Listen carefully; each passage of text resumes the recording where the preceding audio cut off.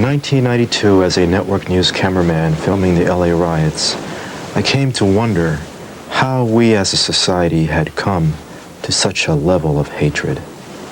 I decided to look back to a period of time, the 1960s, when people wanted human rights, when people thought they could change anything.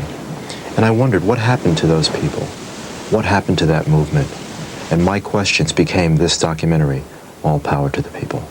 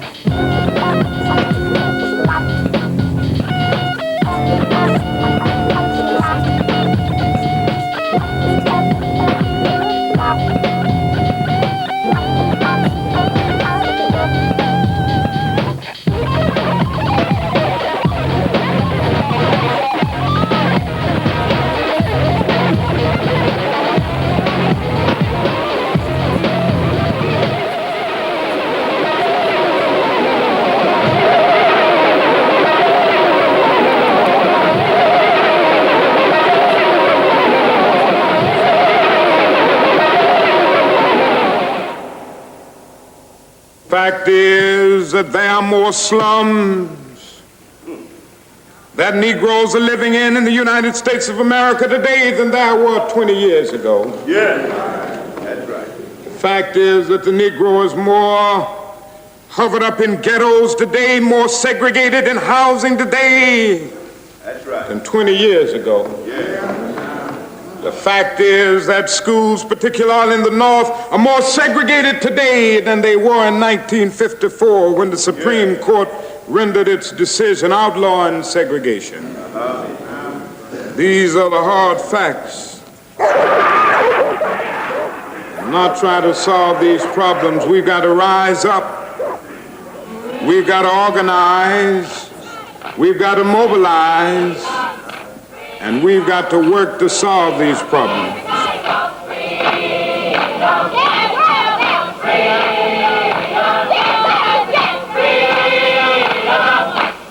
Well, it was a very controlled exercise.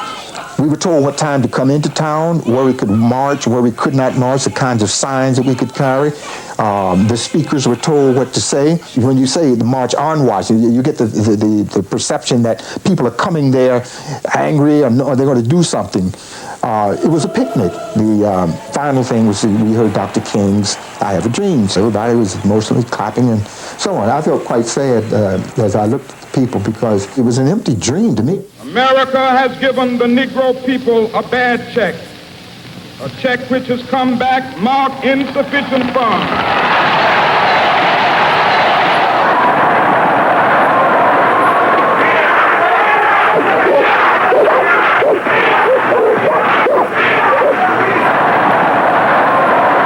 The idea whose time has come today. I had responsibility for protecting his life on the march from Selma to Montgomery, and I spent 5 or 6 absolutely sleepless nights down there. I'd drive back and forth from Selma to Montgomery, and I'd look at every tree and around every corner and wonder, and up on the roof and wherever. any sniper could be, because I could feel the hatred drawn toward that place that wanted to kill him. And we had identified about 1,200 people who had histories of personal racial violence. I mean, they had tried to kill, they had assaulted, or they had murdered people on account of race. As far as I know, all whites killing blacks.